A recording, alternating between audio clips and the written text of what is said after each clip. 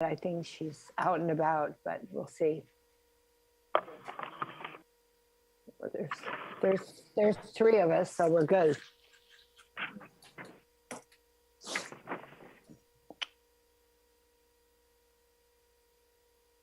Morning, Nancy. Morning, Linda, Donna. Good morning, Judy. Good morning, Linda. Good morning, Nancy. It's like the Waltons. And there's John. Yeah. Night, John. Hey, everybody. Oh, Hey, guys. John. Hi, ladies. I don't see him. I see him. Oh. I want to see John. I'm I don't know why. at the top somewhere. Oh, there you go, in full bloom. There you go. My internet's not doing too great here. I don't know why. I'm in Mid-Valley at my daughter's, so dog sitting, house sitting. They're in Tahoe skiing. Nice. Yeah. Nice. Well, internet and phone. Noelle moved businesses and was working with Xfinity, and she realized she didn't have any voicemail, and so she called and they said, "Oh yeah, we've had a voicemail outage since the 17th of February. We're working on it." Really? Really? Is that possible? We're working since the 17th. Yeah. They're like, "We'll call you when we fix it." I'm like, "No, they won't." Wait, did she move out of the courtyard? Yeah, she needed more space, so she's next to Yafa. Yeah, Well, I saw that. But I for her, saw that. yeah. Yeah, where the knitting place used to be years ago. Yeah. Good for her. Thanks. That's it. Keep her working, John. She keeps me working. Good. Good. So what is her business, John? She runs an interior design company. Oh, okay, I need to call her. There you go.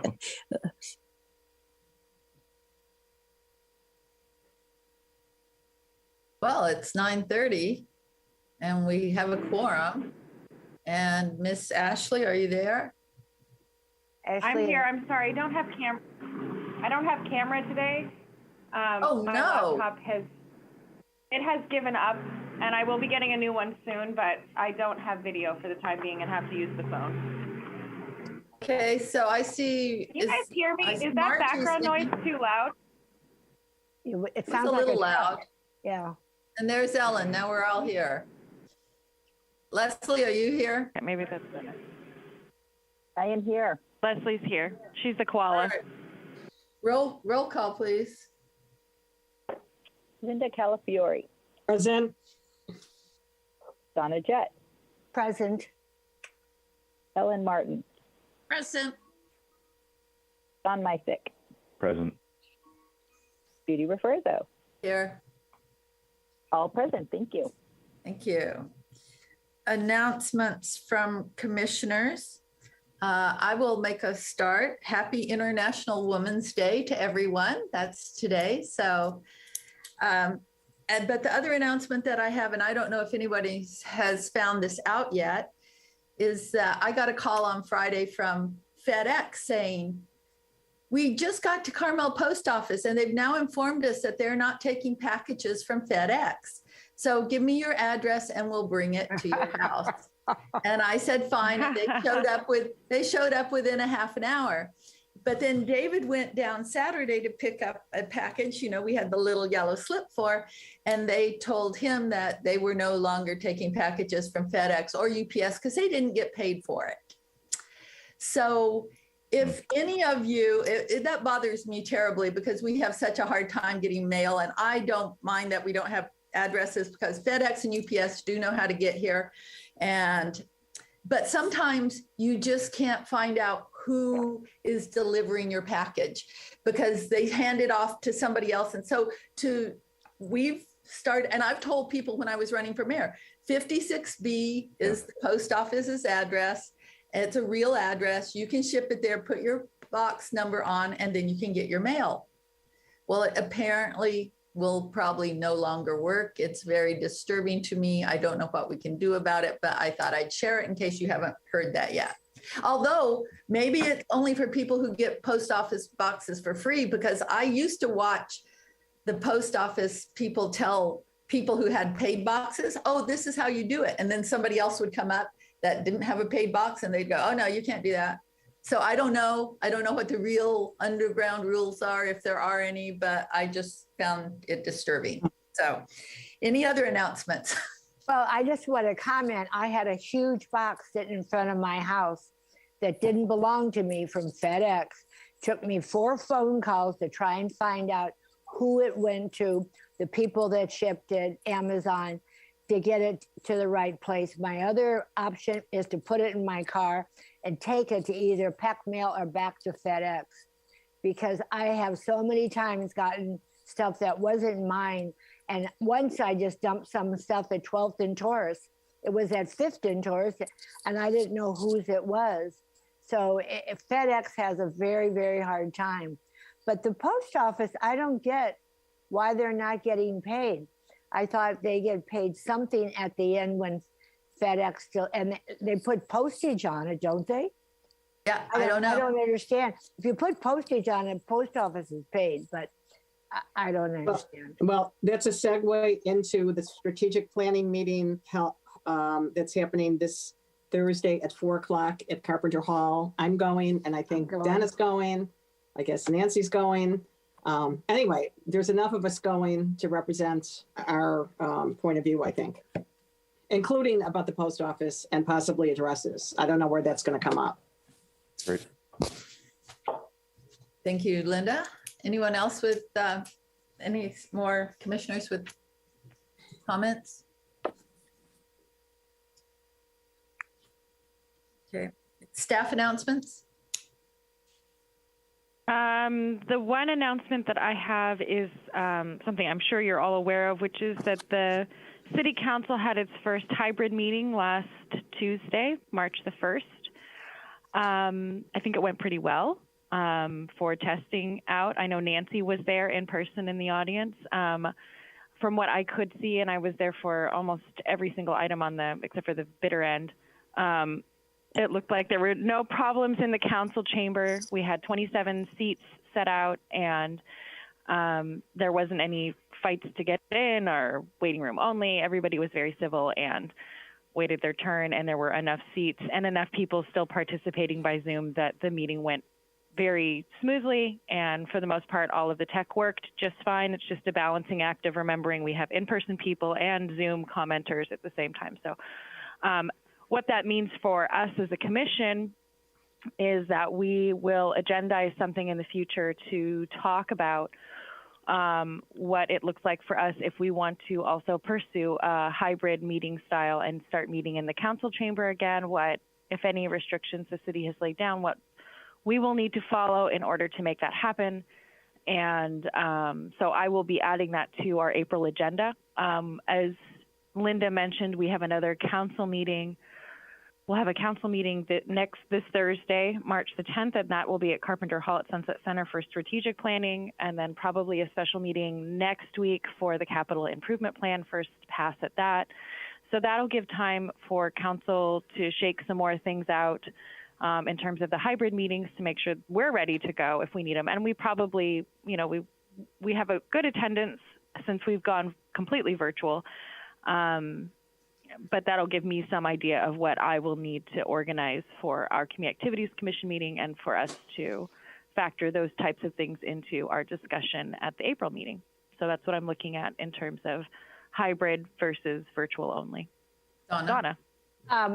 In July, I will not be at our meeting because I'll be in Paris. So my question is, if we have hybrids, do we all 5 have to be there in person, or can we be off-site? Can you check that out? You can be off-site. Okay. No, you can definitely be off-site. So how it used to work pre-pandemic days was that we would have, and it only happened a handful of times so far in my tenure here, which is we had a couple, I think one time it was the mayor, one time it was one of our council members. But if you cannot attend a meeting in person, what needs to happen is, one, in the olden days, because we didn't have Zoom, whoever was absent would call in. But the other thing that they would need to do to be in compliance with the Brown Act is that they would need to be in a place that was ADA accessible, and they would need to post agenda 72 hours in advance if it's a regular meeting, whether that's on your hotel room door or whatever it is, to let the public know. I'm sure the citizens of Paris would be dying to get in to do your meeting. But Donna, hopefully you're just taking July off of the Community Activities Commission and enjoying Paris. But anyway, that's how it would work, is just we would need to make sure we're in compliance with the Brown Act for anybody attending virtually. I think I'll double check with the city attorney, but I think those rules still stand.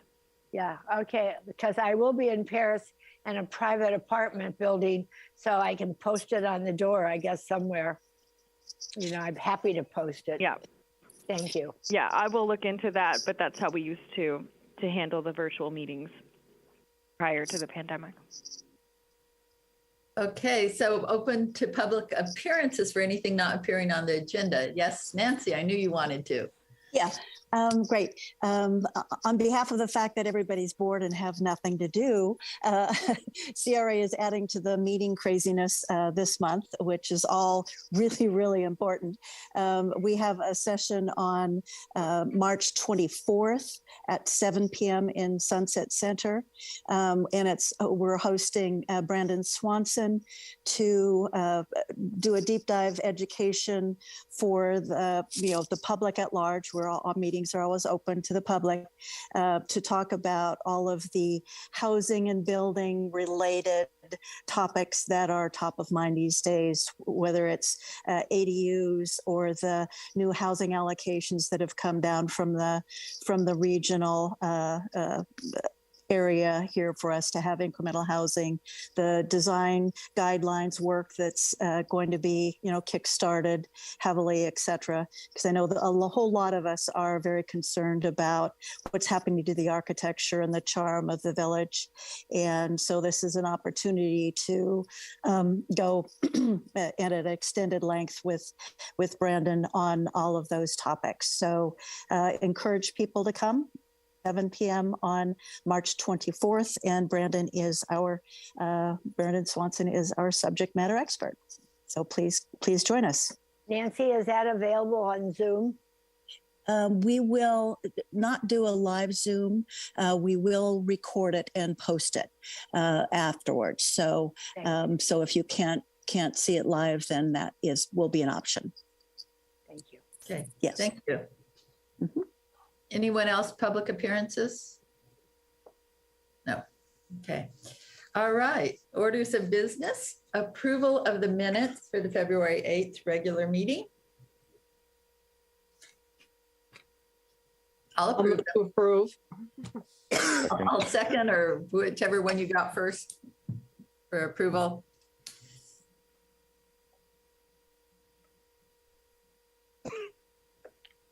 Linda Calafiore, Yes. Donna Jones, Yes. Ellen Martin, Yes. Don Mysick, Judy Refuerzo. Yes. Approved. Thank you. All right. Item number 2, consider a request from Monterey County Vintners to hold their annual winemaker celebration at Devendorf Park and Mission Street and 6, same footprint as the farmers market, and make a recommendation to council regarding serving of alcohol on public property. Ashley. All right, so this item is before you today because there's enough of a substantive change in location and kind of layout that I thought you guys should take a pass at it. The Monterey County Vintners has been with us for a number of years now here in Carmel-by-the-Sea. But again, this event used to be held on Dolores Street and make that L-shaped turn up onto 7th. And during the pandemic, I had worked with their executive director to look at alternate locations. Of course, not knowing where we would be with the pandemic. The first year we pushed it back to fall, and then it just got canceled.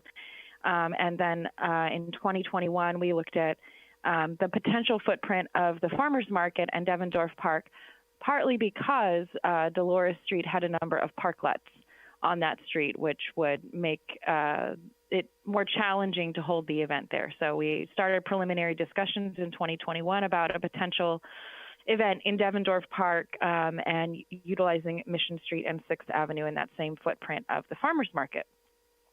So here we are now in early-ish 2022, and the event organizer is excited about this footprint. I know the parklets well, who knows what's going to happen with the parklets, but even if Dolores Street is open again, the event organizer wants to continue to explore the option of using Devendorf Park, Mission Street, and 6th Avenue. And I've attached a diagram for you all's review.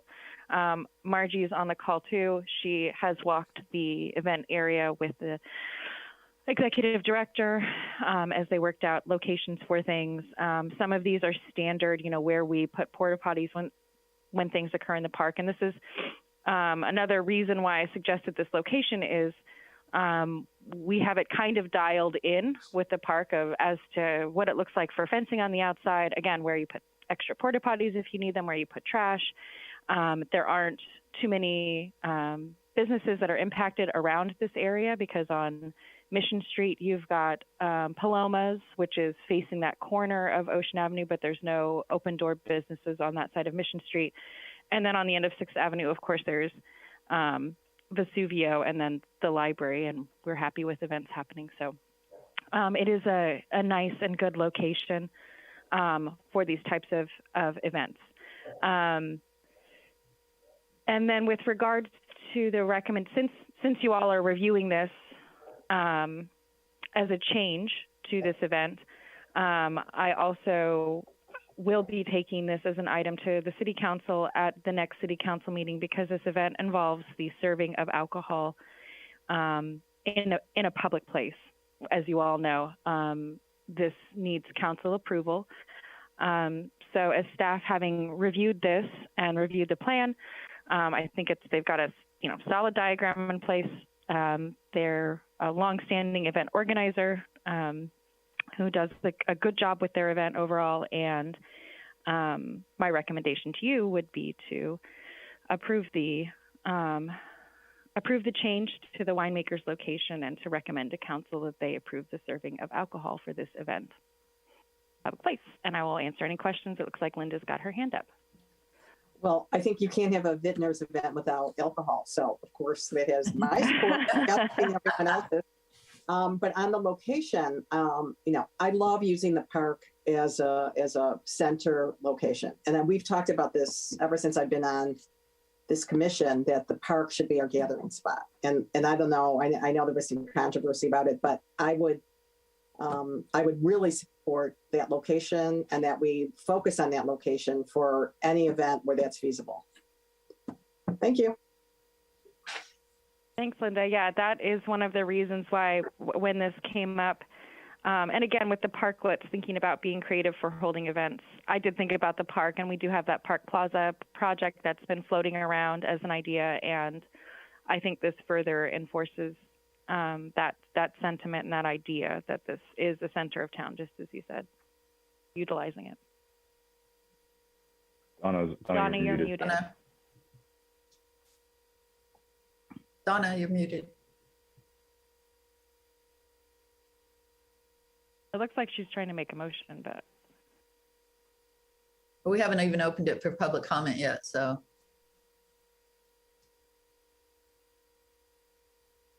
Can't hear you, Donna.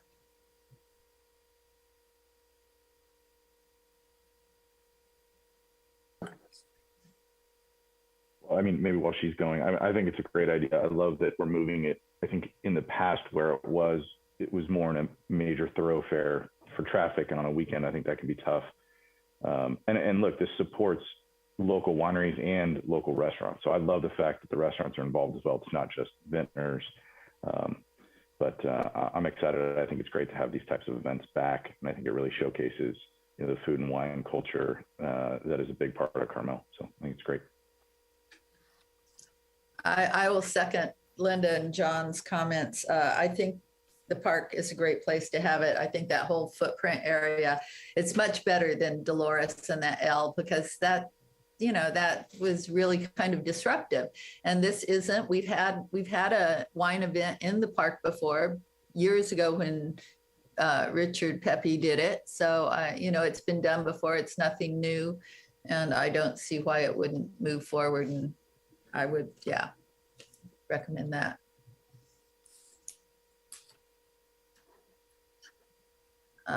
Ellen? I think it's a great idea too, and using the park in that area, containing it is probably much easier to fence. Having the restaurants, hopefully they're just Carmel restaurants, is really great. And the vintners do a really great job, and I think it will bring people into town. So I'm all for it. Thanks. All right, I'll open this up to public comment. I just had one simple one. I apologize. I'm not looking at the packet. What's the date for this? That's all. It's the first Saturday in May, so it's May the 7th. It's 12 to 4. Right. Thank you. It's always, the Vintners is always the first Saturday in May. Sometimes it happens on Cinco de Mayo, but this year it's the 7th, and then the next day is Mother's Day. Perfect. You can come and drink wine, spend the weekend here, a romantic weekend for Mother's Day. Perfect. All right, so anyone like to make a motion? Or I can make a motion. I think we should send this on to council. It looks like they've done their due diligence in planning, and I think it should be a good event. I second it. Thank you.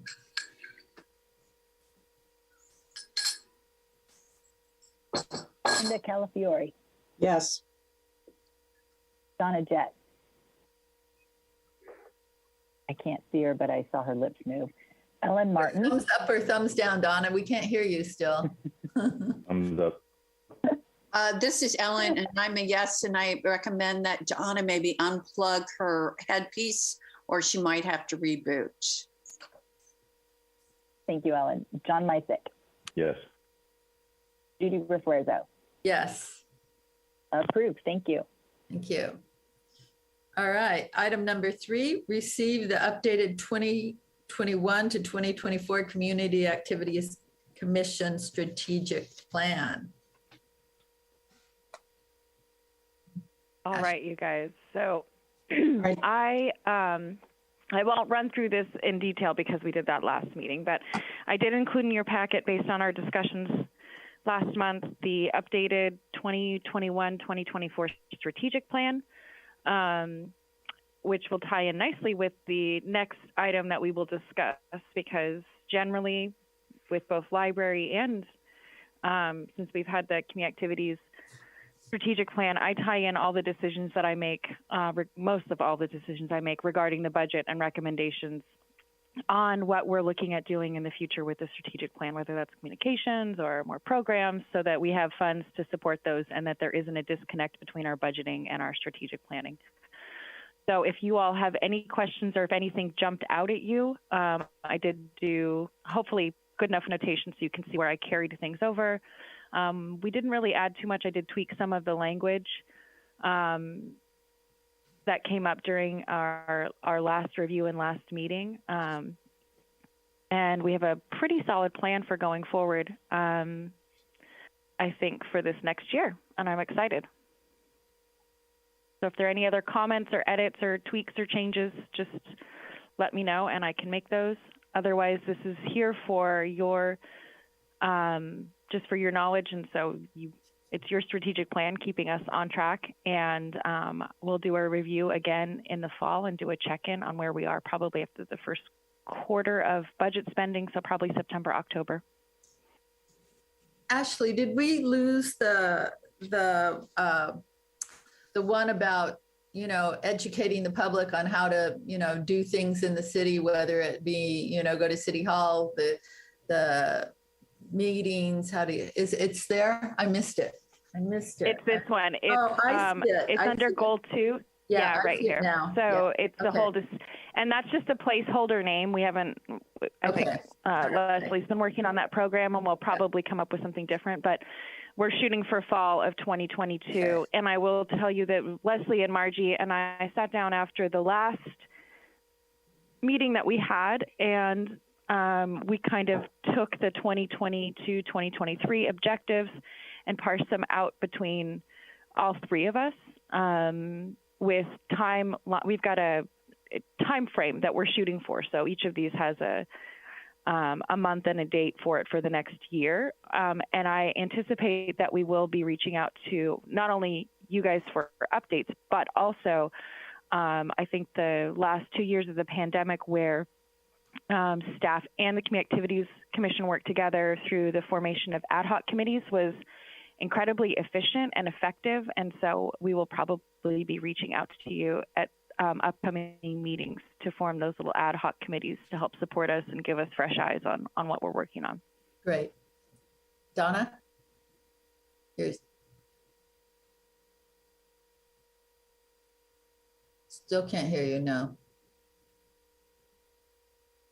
Donna, maybe try, we can pause things, maybe try leaving the meeting and coming back in again. Is it all of us? We'll wait for you.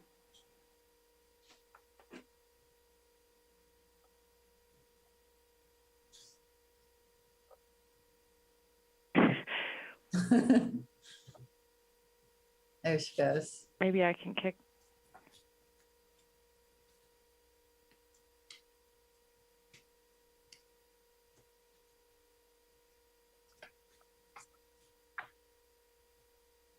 Nope. Now just try hitting the leave button in the corner and clicking the link and coming back to the meeting again. Maybe that'll sort you out. There you go.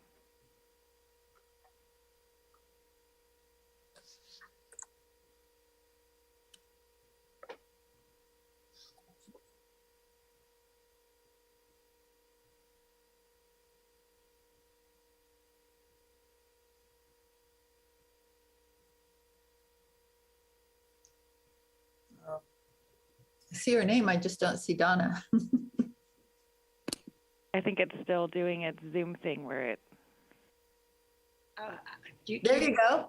Can you hear me? Yes. Oh, good. Yes, we can hear you. The question is a little aside, but I love the strategic plan. I read the whole thing. Is there any budget yet allocated for us to do or enhance some of these ideas? Yeah, that's the next item we're going to be talking about. We're going to segue right It'll segue nicely into. We're going to segue right into budget. But we're going to ask for public comment on this item, if there is any. Did Nancy go away? Oh no, I see Nancy. I just don't see her anymore. Okay. All right. So I guess we can move on to the fourth item. Nancy, did you have anything? No. Okay. Good. All right. Receive a presentation on the. Okay. What?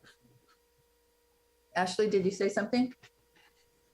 No, I didn't. Sorry. Receive a presentation on the Community Activities Department budget and the city's capital improvement plan. Discuss and provide staff with directions. Is this the first time we've ever done this, Ashley? I'm trying to remember. It is. I have been remiss since I've been director, and we have not gone through this process as a department. And I think that it's a good thing that we're starting to do this, because whatever we do in terms of budget, and I think that, and should, again, tie in with the strategic plan. And if you all are approving a strategic plan and helping keep us on track with that, but we're not spending in accordance with that, it seems very silly to me. So not that I haven't been working to do that, but at the same time, I think that the commission should have an awareness of what our budget looks like, why it looks that way, and how it's supporting the strategic plan. And that's why this item is before you today. So this is the first pass at the budget. And this is the time of year, as you all saw, attachment number 1, the budget schedule has been adopted by the City Council. So all of the regular meetings going forward, and there'll be some special meetings also added into the spring, will be focused in on the capital improvement plan for the city, as well as the city's budget, looking at things like staffing levels, operating budget, special projects, all of those types of things that the council will be considering what to include in fiscal year 2022-2023. So I have started that process of pulling up my budget. I'll be working on getting preliminary numbers into City Hall probably by the end of this week. And I'll show you, I'll do a screen share and kind of show you how I do my budgeting and what it looks like. And we're still working on getting some quotes for equipment types of things and contract services. So I don't have everything firm quite yet. So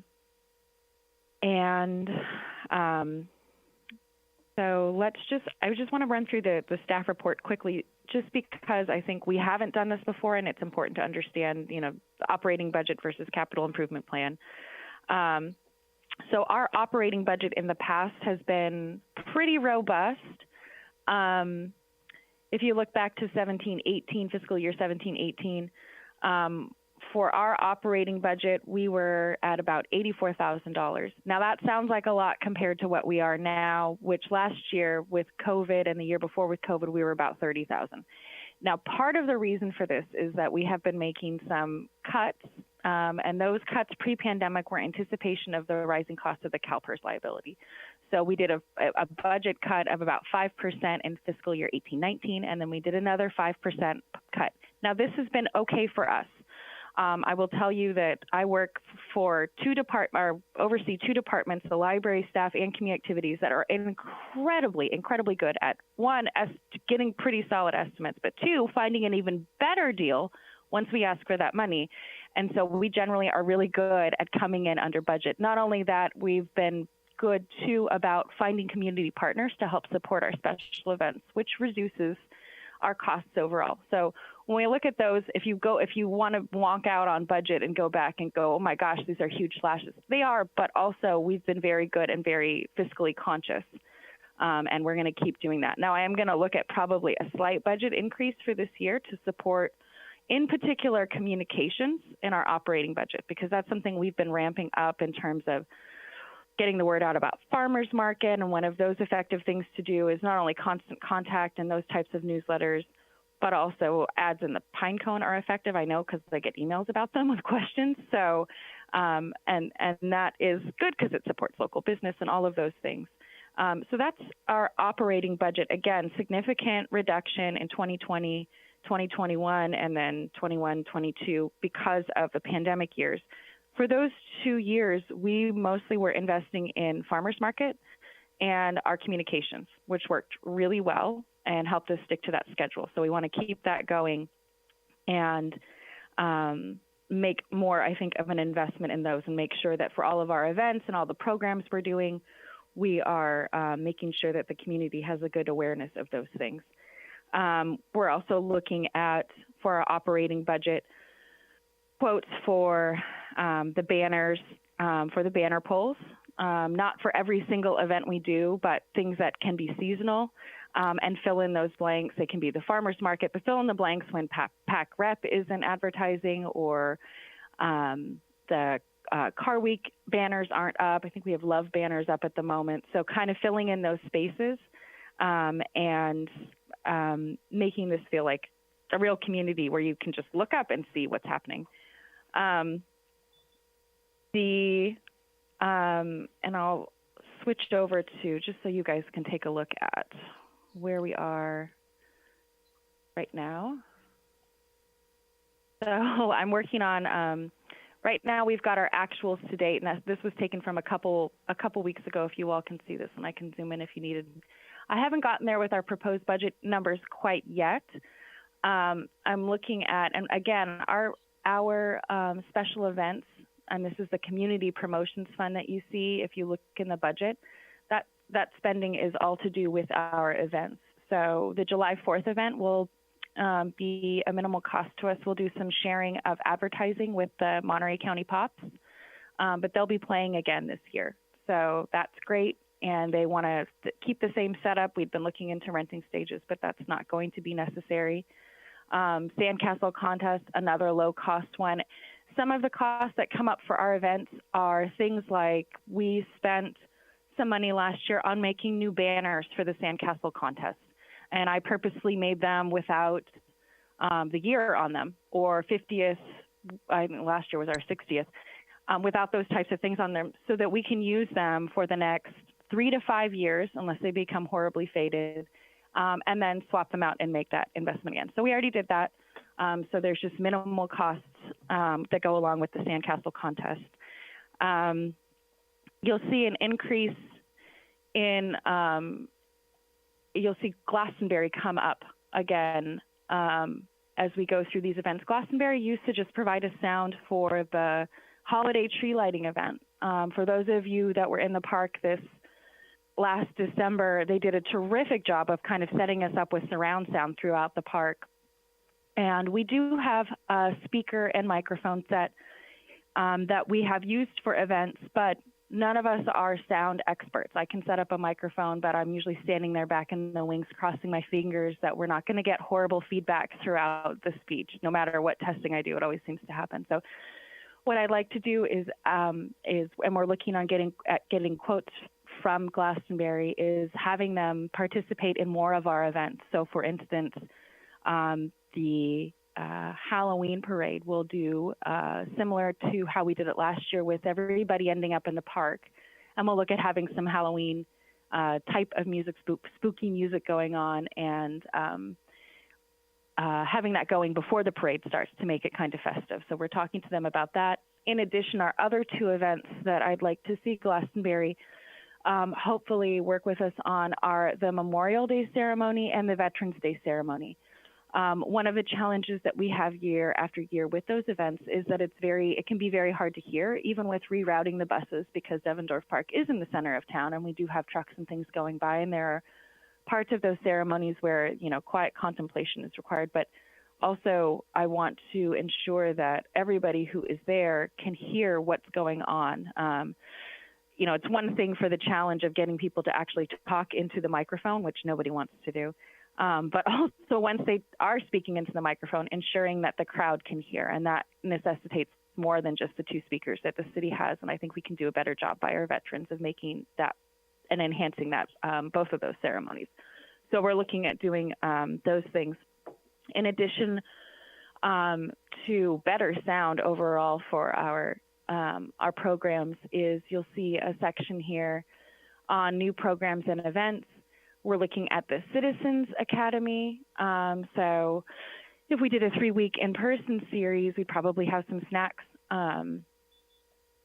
Looking at advertising for that one. So these are just some estimate costs. And then I had spoken with Nancy, actually, about the potential for doing some video recordings of this, whether they're short snippets, 5 minutes per session rather than the full-on, or actually the full-on that we can have posted on the city's website so that people can do a quick check-in between, different rounds of the Citizens Academy. So looking into that. The community group fairs, that's part of our strategic plan. We're looking at doing some printing and advertising for that, and probably a nice banner to stretch across those light poles in Devendorf Park to advertise that we're having a community group fair. Margie's working on that one. And then I did, as I have done every year, and I know if you look at the budget book, you won't see this level of detail for each of our events. But I have always held some money set aside for a street dance. So I'm going to keep that in here. And you'll notice I did also put silent dance party, because I love that idea for Carmel. I think it could be very fun. And I had been looking at doing something like that pre-pandemic. So we do want to make sure that we've got some wiggle room there so that we can support new events as they come up in the budget year. And then our other tabs here are just not as exciting as the city events. Our office supplies, which we don't spend a lot of money on office supplies. Printing and advertising are other blanks that I need to fill in.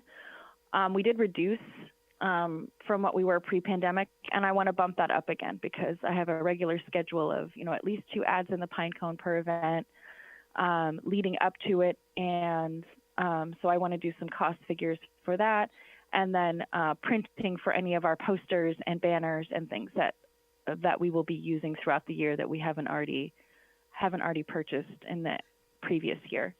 And then contractual services, that line item you'll see, that'll be working with Golden State Portables for any portable restrooms we need for city events. So Home Crafters, you'll see those out. We didn't do any for Halloween because that's a quicker, not an all-day event.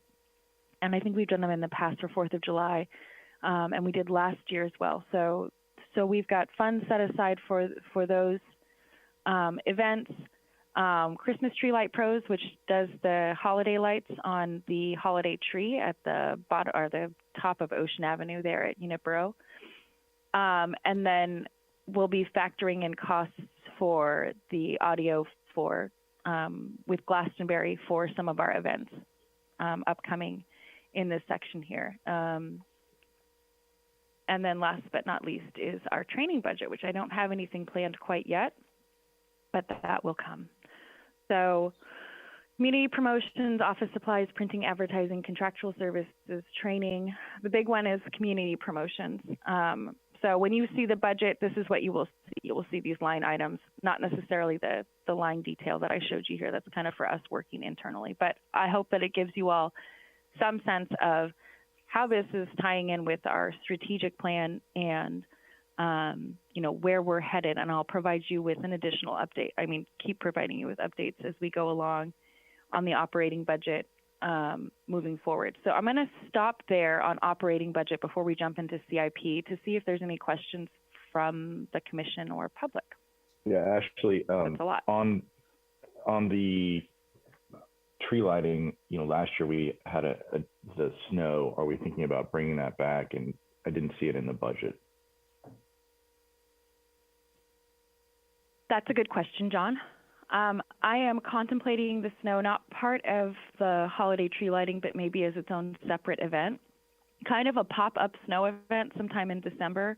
I'm worried about, not worried, but it's less fun when something is so mobbed that you can't actually enjoy yourself. And we had a pretty, for doing it kind of stealth-like last year, it was pretty crowded in the park at the end of the day. So I just want to contemplate that. It's not off the table by any means. And I was looking at other ideas too, like could we do some sort of, like, do Santa's reindeer want to visit the park too? Thinking for holiday, or just even petting zoo. There could be a Christmas, or not Christmas, but just a holiday alpaca with his antlers or something fun like that. So is there a different thing we can do for the holiday event rather than snow, and do snow at a different time? So I will factor that in once I get firmer numbers in and try to balance this out. Great. Well, I have a question in the comments. Go for it. Okay, sorry, I've lost my screen with, I don't understand how you could be on the phone and put up this whole thing on our computers. Excellent, thank you, Ashley. Now my question, simple question first. I don't understand what a silent street dance is. So the silent street dance is, actually attended a few years ago an event for Halloween, and what it entails is you wear big headphones, and usually there's one channel or two, sometimes up to three channels of music, and you've got a DJ playing, and on each of the channels, you switch back and forth between whatever music you want to listen to. But it's all coming through the headphones, and everybody's wearing their headphones, and usually they light up in fun neon colors.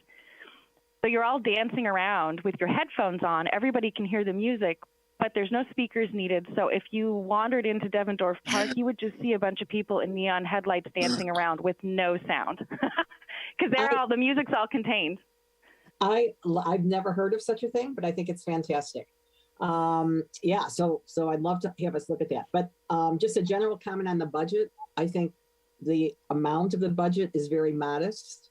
I was kind of surprised how modest it was and how much we get for our dollars. So thank you for doing that, and thanks for sharing that with us, because there was always like a mystery out there about how much things really cost. I mean, I think we deserve a lot of credit for providing the kind of things we do for this kind of a budget. Anyway, that's all I have to say. Thank you. Donna? I totally agree with what Linda said. And my other comment is on Glastonbury. I totally agree. They have up-to-date sound system and tech. And for us to try and imitate that with our staff and our equipment is not good. And people deserve to have good sound. And I think that is the best idea, because it constantly changes and they have the equipment. So I support the idea of having a contractor always provide the sound so people can hear everything. Thank you for bringing that up including that in the budget.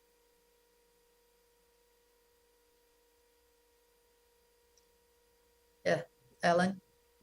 Yeah, I think it's a really great idea to have sound contracted out to someone who can do it, and then staff and volunteers don't have to worry about it. Do they have to bring a generator, or is that something that there's electrical at the park that will accommodate that load? There is electrical at the park that will accommodate that load, so they do not need to bring a generator. And I also love the silent dance party. I've never heard of it before either. It sounds like great fun, and I certainly would attend and encourage others. So is the headphones, does that DJ or whoever, do they bring that, those light up headphones? Yeah, so this is, again, something I had been researching pre-pandemic, and I had actually been researching it, well, I mean, I wear both hats, so it's a community activity regardless of where it is, but I had been thinking how funny a silent dance party would be in the library, because that's just hilarious. We wouldn't need to do any shushing, and everybody'd get to dance in the reading room, which is not off the table, but there are companies out there, there were pre-pandemic, so we'll see if they're still around, who will rent you the equipment. So that you can, and I forget, it was like $1 a set of headphones or something like that. And then you can turn them back in, they get cleaned, and then you can check them out again. So there are companies that do that. So I think that's a great idea, and marketed, if it was done like off season to bring people in, and then marketed through the chamber and that, I bet you a lot of families would think about coming for the weekend or whatever to, you know, have fun on the beach and then dance along. So I think it's a great idea. Yeah, we've got lots of good places, the park and the beach, to dance. Yeah, I'm glad to see that. Ashley was telling me about it pre-pandemic, and I thought it was a brilliant idea, and then it went away. And I'm glad it never really went away, Ashley. I'm glad you kept it on the radar. Yes. Yes. So thank you. That was eye-opening, some of these things. So that's awesome. So now you're going to go to the CIP. Yeah, so let's talk about the CIP if there's no more questions about the operating budget. Or comments there. Every year the City Council determines what to include in the 5-year capital improvement plan with recommendations from staff. So they forecast out, you know, when things will be happening 5 years in advance.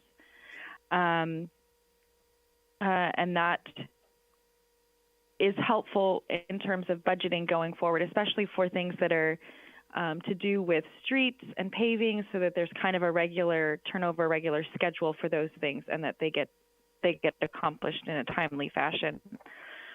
And any of you who have seen the Public Works Director give his annual state of the union on our grades for each of the sections of town, whether it's roads or sidewalks or drainage, it's very, very informative. And I would highly recommend, he usually does that update in October, tuning into that at the City Council meeting. So you will all remember that in the fall of 2019, we conducted surveys and did a community workshop regarding the use of the Scout House, because this came up as a potential capital improvement plan project. At that time, going into budget season in 2020, of course, these things were all dashed. But per the municipal code, the Community Activities Commission is charged with making recommendations to council regarding our parks and open spaces. So it would be Devendorf Park, and that's along with the Forest and Beach Commission, of course, because they also oversee the parks. So I'm always, not always, but try to be very good about looping in the city forester in particular, who's been working hard. I know all of you have seen the improvements in Devendorf Park, to make sure she's aware of what we're planning for these open spaces. But the Community Activities Commission is charged with overseeing those spaces, the Scout House, and Vista Lobos at this point in time. Prior to some updates to the Muni Code, the Forest Theater was also under the purview of the Community Activities Commission. It isn't stated in the municipal code any longer. I am still as in my position, helping to work with the Public Works Director on that. And I'm sure you all are aware that we all did work on a community workshop in the springtime to get some input on how we wanted the Forest Theater to be used. So now we finally entered into a lease agreement with Pac Rep Theater for the management of that for the next 5 years. So thank you for all of your help with that. And we'll probably still have some loose oversight or input as to the use of the Forest Theater going forward, though it's not stated. And I think it's going to be with us. Going back to the Scout House and Vista Lobos in particular, pre-pandemic, Vista Lobos was being used as a community room. It probably was being used maybe half-time, maybe a little less than that. It was occupied by different regular user groups. We had about 5 or 6 groups that were using it on the regular, so it wasn't super heavily used, but enough that people have missed it since it's been closed. At this point in time, it has kind of been acting during the pandemic as a potential satellite office if city staff were to need it, if there were some sort of outbreak of COVID amongst the staff. Thankfully, this has not happened, but Vista Lobos has been reserved for that. Not to mention, we just finally got Margie back in community activities and haven't had the capacity to manage user groups coming in and out and doing meetings in Vista Lobos. So Vista Lobos has just been there with its beautiful views through the pandemic, and will likely continue to be so. I do not have any recommendations to make with regards to any improvements to Vista Lobos at this time.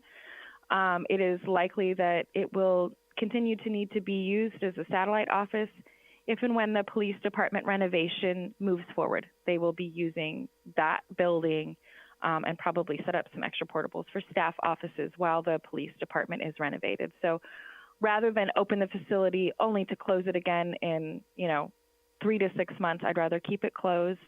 And hopefully, if the police department occupies it, they will have some recommendations for us, having worked in the building, as to what improvements could be made to that community room. I know that library staff were situated up there for about 3 months pre-pandemic.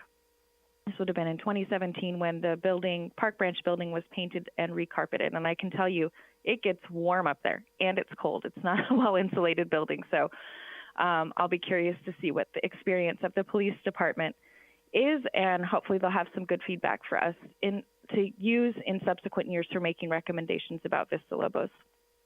Now, the Scout House has been closed for some time now, and that was partly the impetus of doing a community workshop in the fall and getting some input on what the community would like to see in terms of usage of that space should it be reopened. The Scout House needs more work than Vista Lobos in order to be a functioning space. And when I talk about functioning space and community room, I'm thinking about not just, is it as ADA compliant as it can be and accessible? Is it, do we have basic functioning bathrooms and things like that? I'm thinking about for a community meeting space, does it have wireless internet for people who want to do presentations? Does it have a projector and screen? Is that going to be important to the use of this? And one of the things that I am concerned about with making recommendations about the Scout House that I don't think has been discussed enough, and I think warrants some discussion, is once the Scout House is renovated, who is managing the Scout House? We have a very kind of primitive system for, checking keys in and out for Vista Lobos for the use that entails, but how does that work for the Scout House? Is it city staff that is monitoring the community room? What are the community room hours? Do we have city staff that are, I don't know if any of you have been to like a lecture, Nancy mentioned the program coming up at Carpenter Hall for the CRA.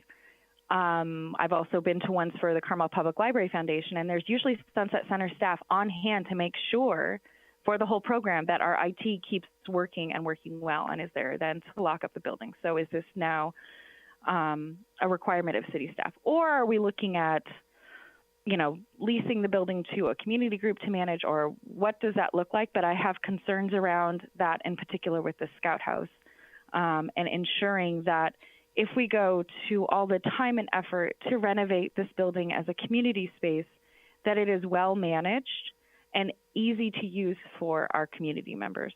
So those are questions I would like to see answered as a staff member prior to making any strong recommendations one way or the other. And I attached our last year capital improvement plan recommendations. I did note that one of the things that was not included in the budget book, since there was no dollar amount with this, was that the community activities staff and public works staff were approved to begin the process of socializing the Park Plaza project through a series of kind of charrettes to get community input and some design thought on what this could look like. I'm not sure where this idea will fall. It's been included in the council strategic plan, and it may come up at the meeting on Thursday.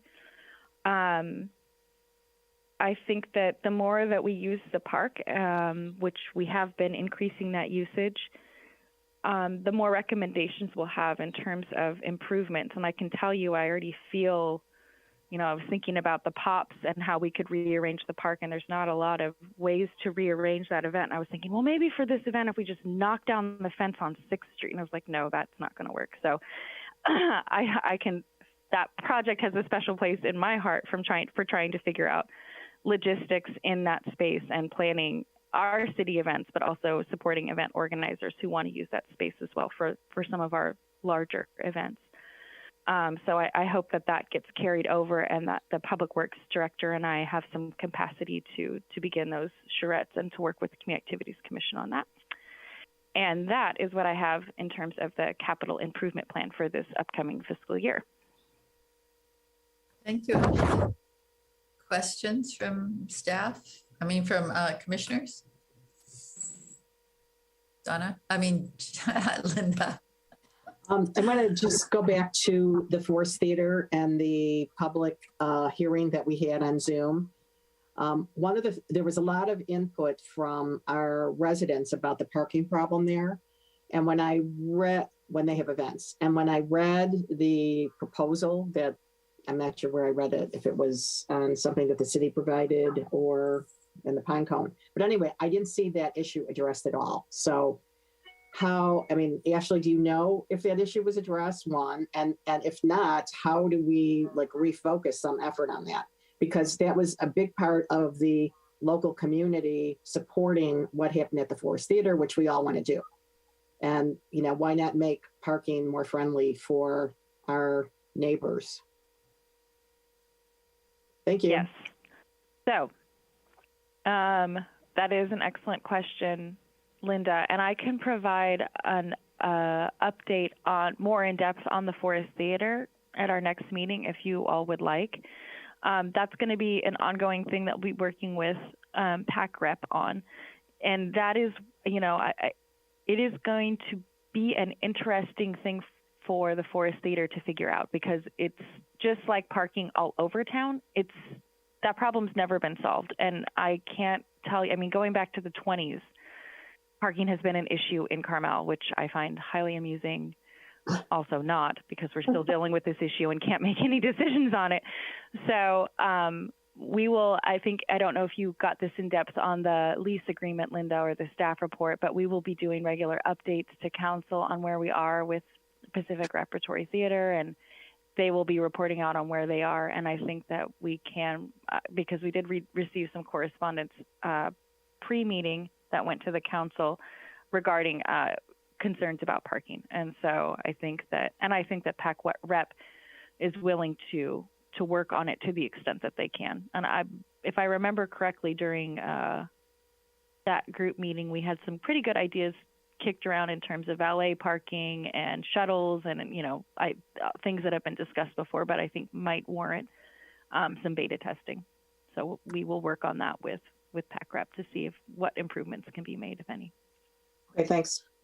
PAC Rep did have their own recommendations, didn't they? I seem to remember Stephen Moore throwing out a bunch of things so I'm hoping that now that they're taking over. Yeah, and I think that the list that I just said, the valet and the shuttles, and I think that they're willing to experiment with alleviating some of those pressure points around the Forest Theater so that parking can be improved. Ashley, back to your Scout House and the answers to all those questions that you have before moving forward. Would those answers come from the council? Is that who would give you those answers that you're looking for? Potentially from the council. I would think potentially from the council. That would be the most likely place to get direction on how we would manage that. Please explore the option of a lease agreement with a community group or somebody else to do the management, or what would it cost for us to hire additional staff to manage our community spaces if we're doing scheduling. So that would be the kind of direction I would be looking for if we're going to move towards opening the Scout House again as a community space. And I'm happy to, of course, explore the options as staff and make some recommendations to the council for them to consider, rather than have them do here's your options, here's what they look like. Yeah. What's your preference? Yeah. Anna? Yeah, well, if you've been around, you know the problem with Sunset. Sunset was run by the city very inefficiently, I may add. And so was Forest Theater. And they never knew what it cost to run it. They never had any real budget. And so when they renovated Sunset, then they found out they didn't have a real business plan, and they set up a nonprofit to manage it. And the nonprofit, I totally supported that group. I went to many of their meetings, and they looked at it, and they have been struggling ever since to support it, and they have to hire the staff and run it. So Sunset was a problem from the beginning to be managed. And they have empty rooms that are available to rent, Carpenter Hall being one of them, and they have a staff. So I think Ashley's questions are more than important to look at. You have a building, and then what? And that's what happened at Sunset. So they're struggling to keep that open, and with huge city subsidies and fundraising and trying to fill it at all their events. So it's a good question about any facility, and same as PAC Rep. The city, they're really not equipped to run a theater. So fortunately, they now have two groups running our two theaters who really are a lot more knowledgeable. But to run any space, even if it be a Vista Lobos, someone has to be available 7 days a week, 20 hours a day, or whatever it takes, because our women's club has the same issues in many ways. And we have a full-time person just doing that as a volunteer. So Ashley's asking a lot of the right questions. Thank you, Ashley. Yeah, and I guess one of the other things to not muddy the waters, but I think is an important consideration too when we talk about the city providing subsidies, not subsidies, but are we trying to recoup any costs, for instance, on the renovations for the Scout House by charging for use of the room? And I think people, and Donna, I'm sure you've experienced this as well with renting the Women's Club. Every community group, no community group wants to pay for space rental here in town. And Vista Lobos, I think our rates are pretty darn low, or were when we were open, and still we got pushback. So, all of these things are factors in consideration when we talk about running our facilities. And so overall, are there any other thoughts or questions about Scout House or Vista Lobos or Devendorf Park or Linda? Well, regarding the Scout House, I know there's a lot of support for renovating it, but the question that I have often is, we have community spaces that are not utilized. So why would we be spending money on doing another community space? I don't understand that. Thank you. That's an excellent question, Linda. I know there's a lot of nostalgia and good, warm feelings about the Scout House and what used to happen there from not only the Boy Scouts, who are very much in favor of renovating that as a space, which I understand. And, you know, if we can get Kim Novak back to do some aerobics classes for us, that would be fun and terrific. And it's just a lovely space overall. But yes, that's a good question. Is over. I know who Kim Novak is. I do. What is the Jimmy Stewart Hitchcock movie? Yes, she's awesome. Bell Book and Candle, another good movie.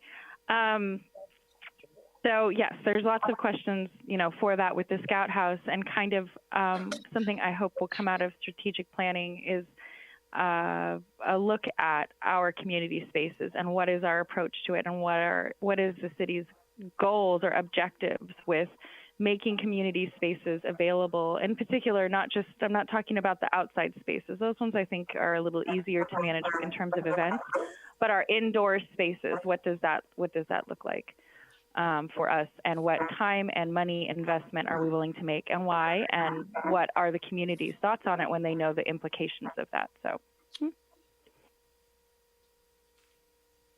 Awesome. Thank you. Very detailed. Appreciate it. All right. Any questions from the public? Nancy, anything? Okay. So I'll just PS. Sorry. This is Nancy speaking, and then I'll make it brief. Mostly I support, you know, vehemently the comments that Linda had made, and others of you here. I'm impressed with what we get for our money, which obviously also has to include the staff to support it. You guys work magic with very little, and it is very, very, very appreciated. And I also really like Linda's comment about, if we open up new space, you know, why do we need to do that if there's other space that's available? So that's a positive reinforcement for that as well. I mean, we love to have beautiful places to host people, whether it's the Women's Club or Sunset Center or otherwise.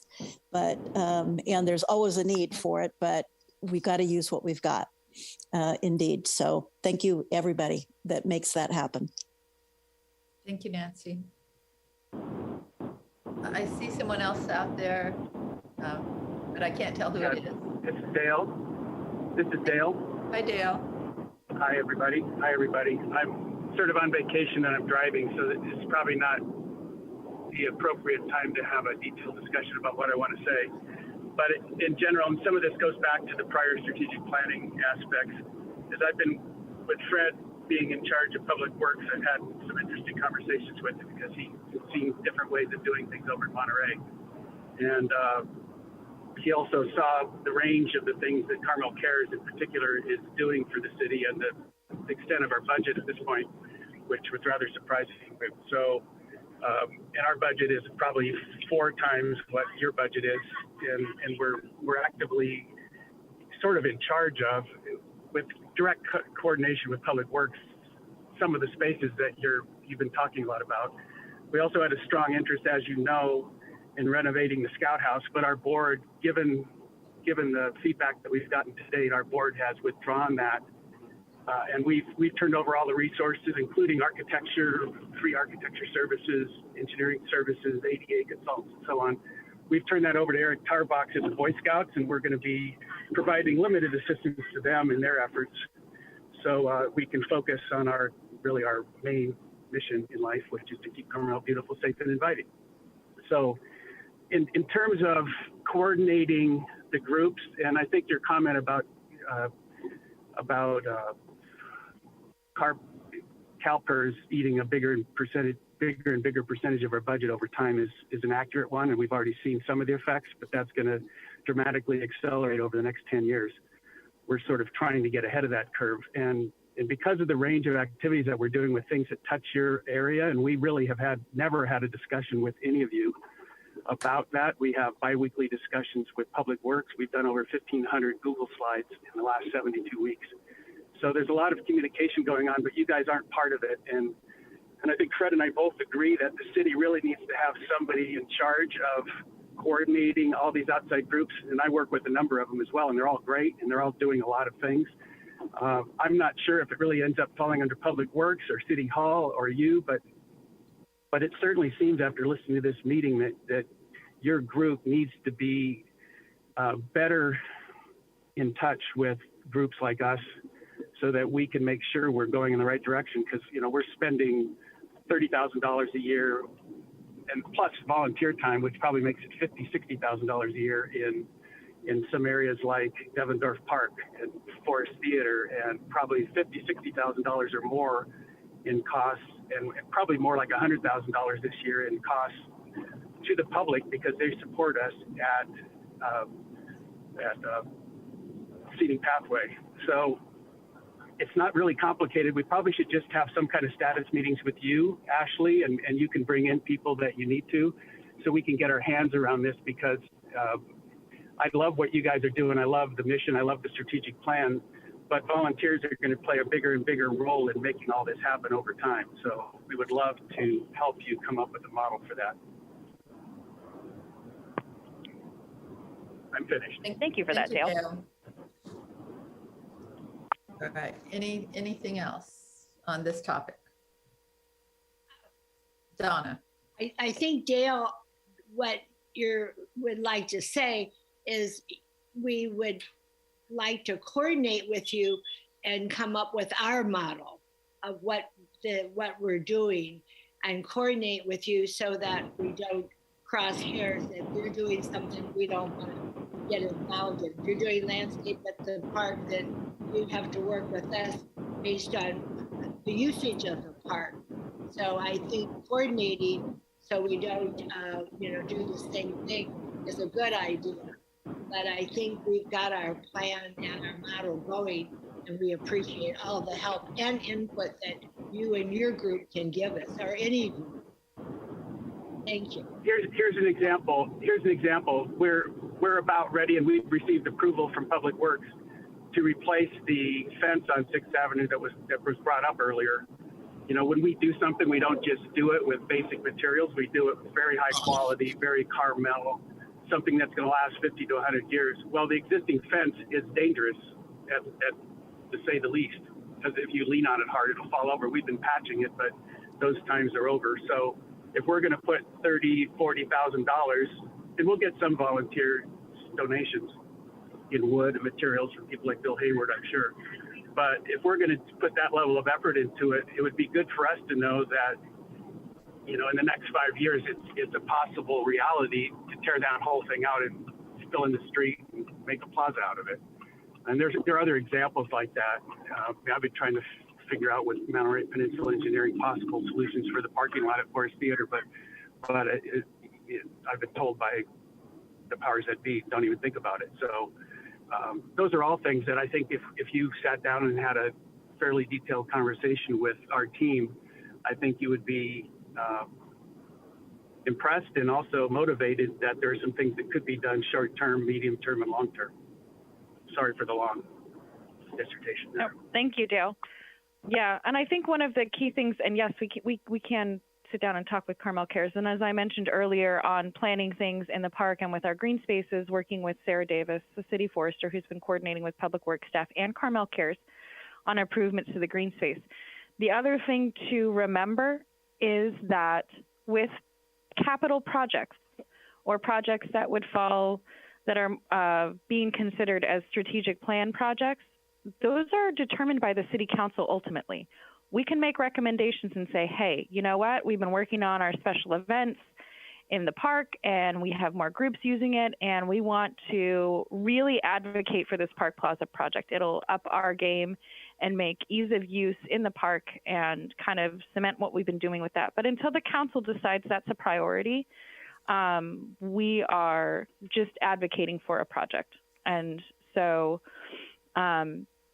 yes, it is good for us to all be in communication between the departments and community groups, but ultimately the decision-making will fall to the council whether or not the project, and I appreciate that Dale's called out that fence in particular because I'd noticed it during this event season, whether something goes in that lasts, 5 years, or if we're going to be doing a capital project there, or if it's built to last 50 years, that would be good to know for a volunteer group. But also, we're at the mercy of the city council in terms of decision making and prioritizing. And also, this is an election year. That's another thing to consider. So the priorities of this council next month and the capital project may be changed at this time next year. You never know. So as staff and as this commission, we can make our recommendations, provide community, the community a space to provide input on the potential projects that we would advocate for, but the ultimate decision will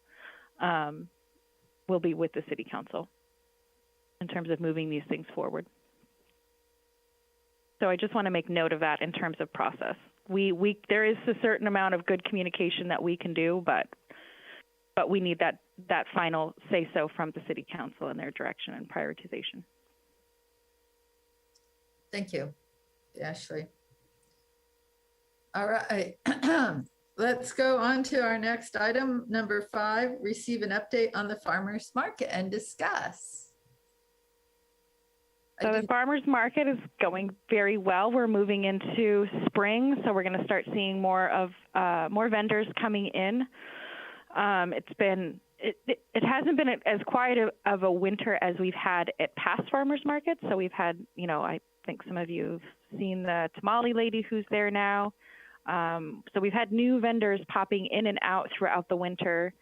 We have a vendor from that's doing vegetarian options for takeaway for lunches. And then we're going to start to see more of our produce vendors coming back as we come off. I guess this counts as winter. Yes, it's pretty cold at night here in California.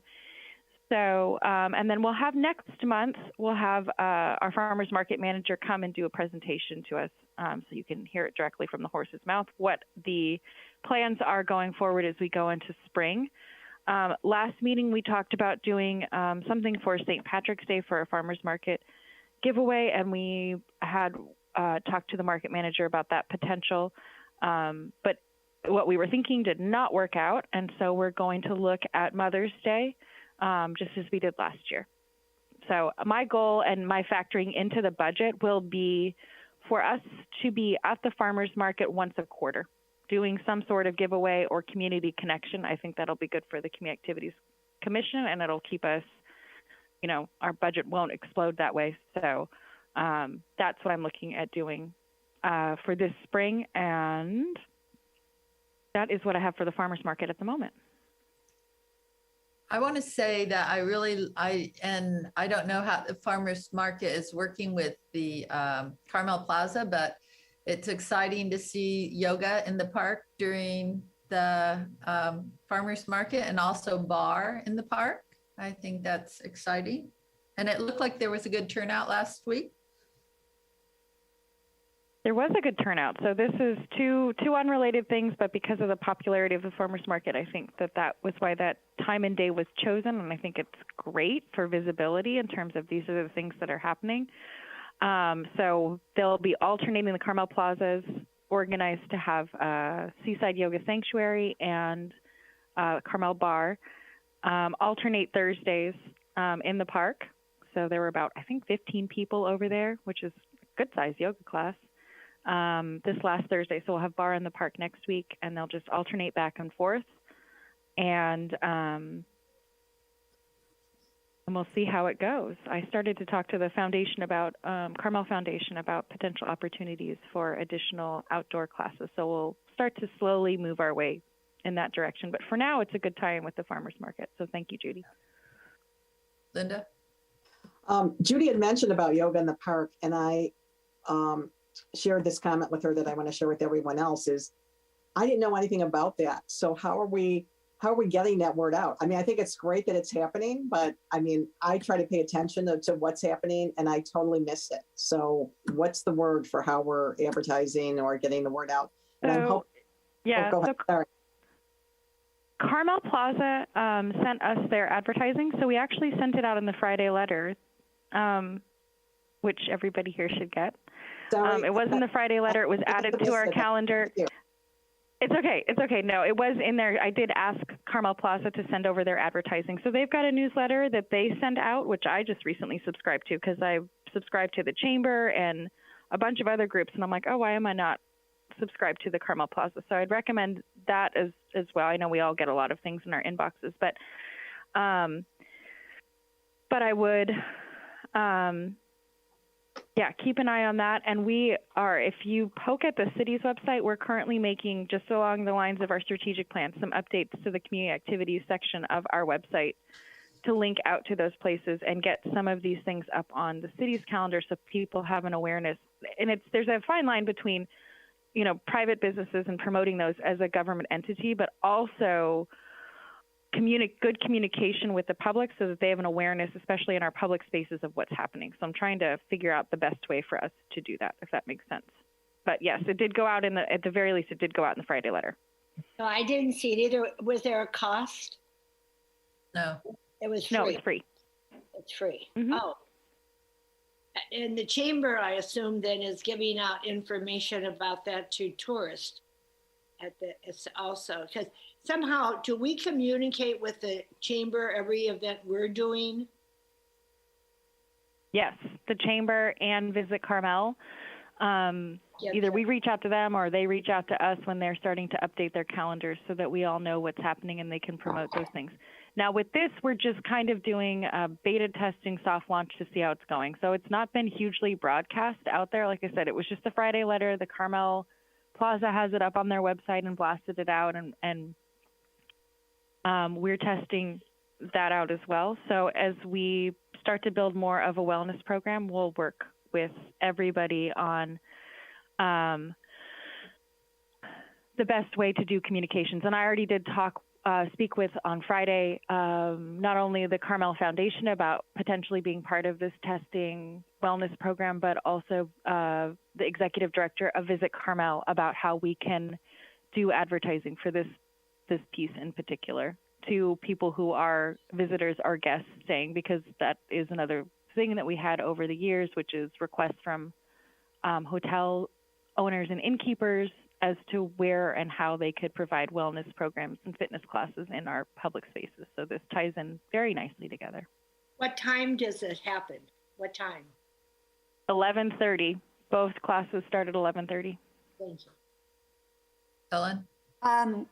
So I'm just wondering, in the post office, and I should know this, but I don't, sorry about that. Is there like a poster that advertises the farmer's market? We did have one up. We need a new one. It's time for a new one. And now that the farmer's market manager has kind of developed, I think they've got 2 different branding logos. I want to get that up there. And in addition, I was walking through there the other day and saw there's that special box that's just there for Sunset Center when you first walk in if you enter off of 5th Street. That lists all of the events that they have scheduled, and I'd like to do something similar for us. We have limited space where the community activities agendas go up, and so I need to strategize the best place to advertise farmers market, all of our upcoming events, and then make sure there's room for our regular meeting agendas.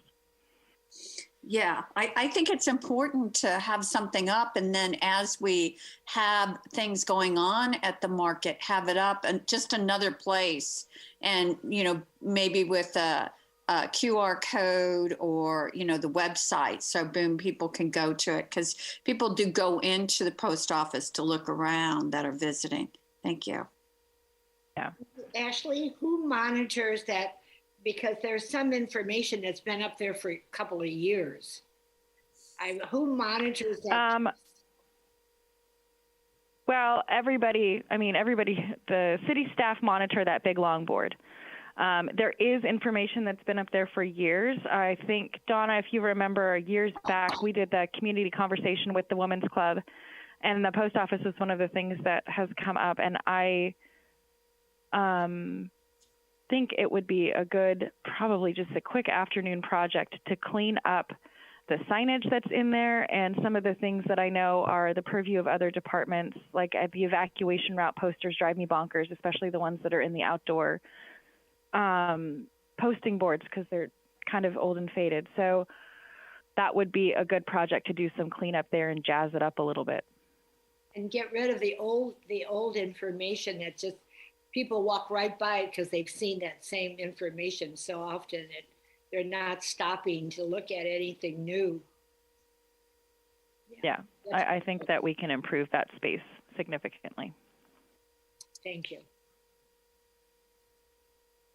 Anything else, farmers market? I just have to say that I'm really sad that we're not doing St. Patrick's Day. And that's it. We'll shoot for next year because I'd like to rotate the holidays. Mother's Day we know is successful, but now that we've established this and I've set the goal for us to do something quarterly, we can rotate what our quarterly activity is. So do we have anything for this quarter that we did?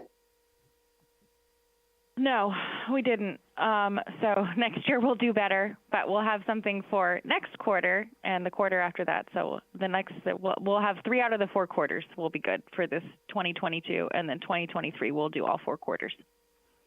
Okay. But are you meaning one event in a quarter or all the events in a quarter? I'm meaning just specifically for for Community Activities Commission to be at the farmers market, whether we're doing a giveaway or something else.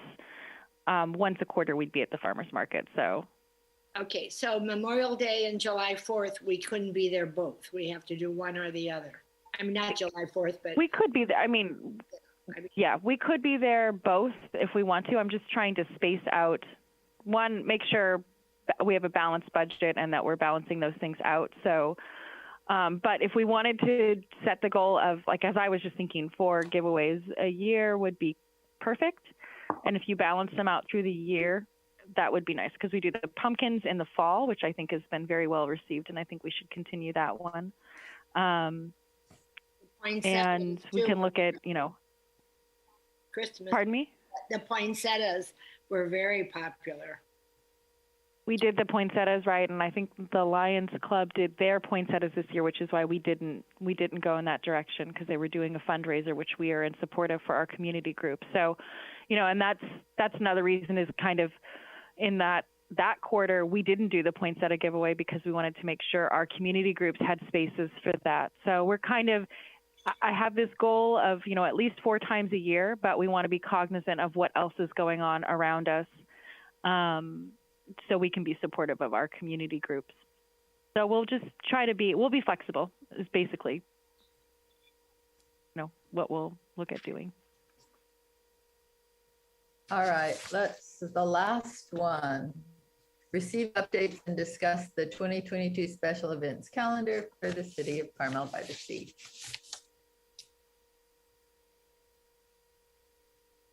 So for our community events, we are on track with setting dates and getting our planning going for those because they will be upon us before we realize it. As I mentioned, as part of the budget discussions, we'll be looking at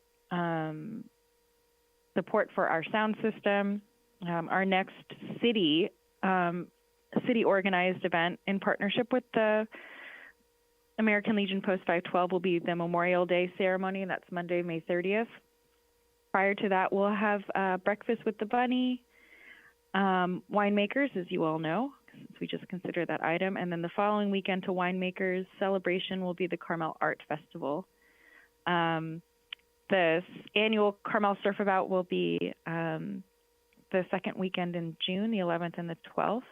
And the winemakers Art Festival, Surfabout, and Breakfast with the Bunny all have their permit applications in. So these are kind of our annual routine reoccurring events. Good work with those event organizers. This year, if you look at the events calendar, we're looking at moving the selection of vendors for home crafters to July, late July. This gives the vendors, this was a request from some of the vendors. We were doing it previously late August, early September. This gives more time to vendors who know that they've been accepted into the marketplace to work on their items that they will be selling so that they're not scrambling to get all of those things done in between other shows or whatever they have going on.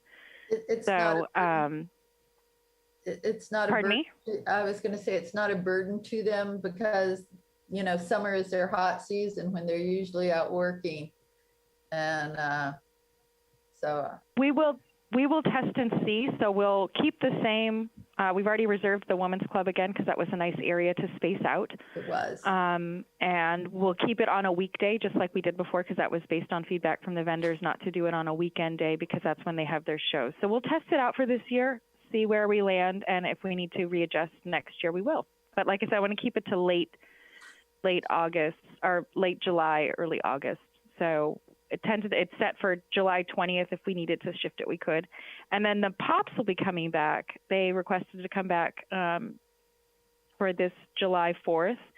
It was a great turnout in the park last year. I have some ideas about closing down 6th Street to keep that open to pedestrians because there was a lot of back and forth, myself included, because I was kind of working in the office and listening to rehearsals and all of that. So increasing the space if we can for our spectators, because that was a very, very well attended event.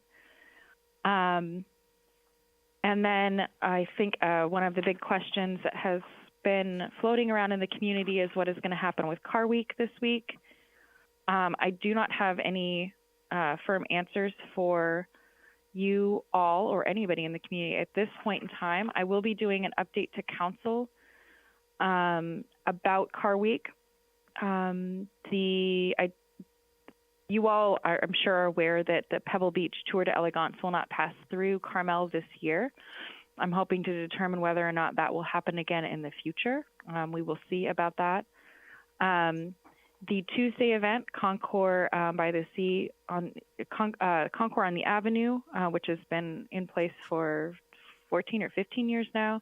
That one, the event organizer is undecided at this point in time about whether or not to move forward. It is a lot. It is a very detail-oriented event for any of you who have attended. And the loss of Doug Friedman is real for the organizing of that event. So we are working with Jeannie Friedman to make sure that she understands, you know, after that long-term commitment to the city providing this event, that she's got the space to be able to make that decision whether or not to move forward. And one of the things I keep reminding some of our community members is we've had a shorter turnaround time in terms of the permit being issued or street closures being approved for the Car Week event. Sometimes it's been left until May. Last year it was, I think, June because of the COVID restrictions, and that event still went forward and happened. So this isn't the first time things have been a little up in the air at this time in the spring. So there's no reason for worry and I think the last 2 years with the pandemic, we saw that town Carmel-by-the-Sea was still busy despite not having Car Week events. That for summer of 2020 and then 2021, we didn't have the Thursday event. And for those of you who were here in town on that Thursday, you would have thought we had the Thursday event. It was packed. If events don't move forward this year, I think that will be time for us to explore what the future of Car Week looks like in the future without worry for what will happen in our community. I think we'll be good. I think we can have, good events going forward, whether they be a returning events or potential new events. We will see. But at this point in time, we're just being patient with our event organizer for the Tuesday event to give her space to figure out what to do with such a large event, an important event. I had a question about the Thursday events. Why are they not coming through Carmel? That is a decision that they've made, and I'm still working on determining some of the reasoning behind that and whether or not that'll factor into them not returning in the future. So I will be reaching out again to Pebble Beach to get more details on that. Ellen? Hi, I just wondered, has any other groups approached the city and wanting to fill the void during Car Week, and if that's something that the city would review or not interested in because of a number of different factors. That's a good question, Ellen. So right now we do have an application in for the Tuesday event that was put in last September prior to the Freedmen's leaving town, and that is for the Concours on the Avenue. And that day is held because they have their application, and that date is held for them while it's determined whether that will move forward. I have heard of groups who want to take on Concours on the Avenue, and I think that this would be a good year to, well, I'd like to see what happens with Concours on the Avenue. You know, there are lots of ideas floating around out there, and I think for those of us who have worked events and who have organized events understand how labor intensive it is, the attention to detail that's required, and it's not something to be undertaken lightly. And my concern with some of the groups coming forward is that they don't understand that. And one of the things I think we've come to expect here in Carmel-by-the-Sea is a certain level of excellence with our events, including and especially with Car Week. And so I'm pleased to see a community spirit with regards to rallying, a good choice of words, rallying around Car Week, but also want to be sure that the groups that are proposing these understand fully what they're proposing to undertake. Because, I mean, if you look at the Concours on the Avenue and have walked through that event space, down to the trash cans, everything has been thought out in terms of having those things covered and where the signage is. And so it is a consideration. And I, again, appreciate community groups wanting to fill that void, but want to make sure that they understand what that means fully. Ashley, oh, go ahead, Judy. Prancing Ponies, they were here for several years, and I think they left because we kind of, I don't know if we pushed them out or we limited it to what we could have. Have you heard from them? Is there any, would they want to come back? So, yeah, so the events that we had, the council looked at restricting the Car Week events to Tuesday and Thursday because we are a small village, and it is a lot, especially for our public safety staff, to manage 3 days in a week of Car Week events, not to mention the kind of rally things that we've seen increase in the evenings of fast cars just wanting to drive through Carmel and show off. And so that's one of the reasons why council restricted events to Tuesdays and Thursdays. Now, Pebble Beach did not come through last year, and Prancing Ponies did submit an application. We were working with them on having their event on Thursday rather than Wednesday, but there was not enough time with the change of date for them to advertise properly, and some of their participants were struggling with finding accommodations here on the peninsula because everything was so packed. So with the event this year, I have received an application that I'm reviewing from Prancing Ponies, and I'm looking at potentially that event happening on Thursday, just like we had worked on with them the last year. But I don't have any definitives on that at this point in time. Okay. And then I don't see the pumpkin roll on here. And now that we're staffing back up again, I think it was a good community event that all the locals liked. I don't know if any of the tourists liked, but I know all the local kids in my neighborhood even some of the adults would go with their pumpkins. So I was wondering if we could perhaps put that back on here now that you're staffing back up. We potentially could add the pumpkin roll back in. And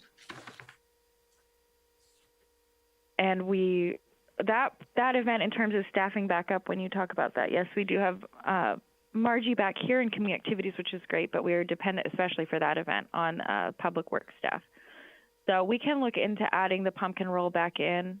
This isn't too late in the year for that. We'd pre-pandemic been looking at securing pumpkins earlier in the year. So I think this might still give us enough time for that if we move forward with the pumpkin roll. I have heard feedback about the pumpkin roll myself, requesting that event come back as well, as more of a locals event and kid oriented in particular compared to some of our other events. That's a great point, and I think it's a great call out. It's a fantastic event for families. What does it cost us for that? Is that in the budget? I'd have to go back and look. The cost was the rental of the dumpster, and those pumpkins that get smashed up end up, I think, feeding pigs and being composted. Well, everybody's got to eat, even pigs, and pumpkins can be yummy. So there's that cost, and then the cost of the pumpkins. And we've gotten the pumpkins from different places over the years. I think one year we had a farmer's market vendor who provided them, Sipaneri Farms. They were managing the market for us. And then we had another vendor, and that was a nail biter year because their truck broke down. And we almost didn't get pumpkins delivered for the pumpkin roll. But it happened. So I don't have I think it's about $1,500 or $2,000, Donna. It's one of on the end of our individual city event spectrum, it was on the higher end. Didn't we get them donated one year, the pumpkins? We did have some donated, and we have had them donated in the past. I think the first year we had them donated. The second year we had some like partial donations, and then we purchased additional pumpkins because it wasn't enough. For all of you who have been there, we usually end up at least once or twice stopping the rolling because we run out of pumpkins and fishing out the broken one or the not broken ones. And yeah, it is definitely a heavy lifting event. You get your steps in and you get your heavy lifting in for that one. So yes, so there is cost associated with the pumpkins, and they have to be, when you look at the pumpkins, it's not just, oh, I'll donate any old pumpkins to you.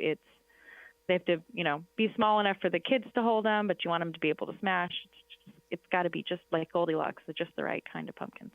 Although in my neighborhood, I see the kids with the pumpkins in their wagons, so they brought their own pumpkins. Some of them just drug it down. That is, yes. Yeah. And some of these little kids had these huge pumpkins, which it's like, I can't roll that thing. And the little kid, they're really excited. So yeah. All right. Anybody else? Wow. All right. Nope. And then just for the rest of the events, Sandcastle Contest, business as usual. Homecoming parade, I think we're going to move that to the footprint of the new Halloween parade that we did last year, and that'll make it much easier to manage the intersection there at Ocean. Halloween parade, that'll stay on Halloween again, and then Homecrafters and the annual holiday celebration. Looks like a good year. I think so.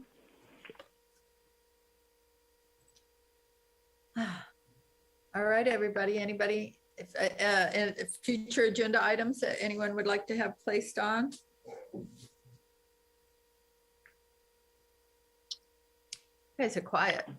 I'm going to bring back the budget again as we go through, so I'll just keep that as a standing item for the next few months.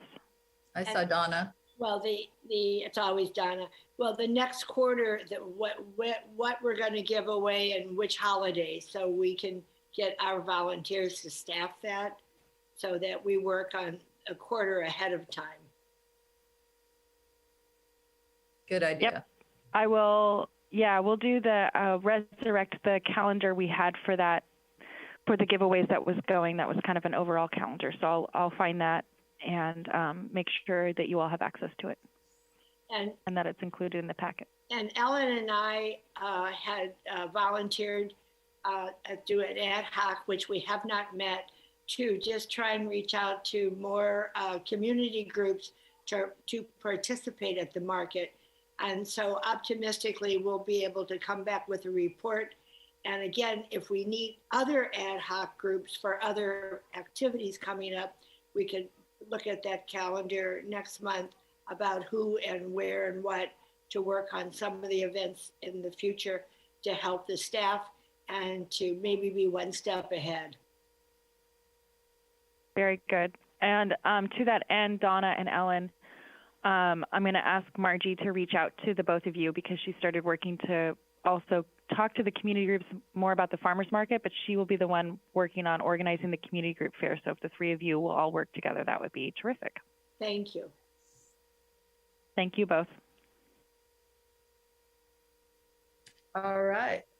Well, with that, I think we're adjourned. Happy International Women's Day to all you women. Absolutely. And Thank you, Ashley, Leslie, and Margie. yes. Yeah, thanks for pulling everything together. Thank you, everyone. Bye. Bye. Bye. Thank you so much. Bye-bye. Bye.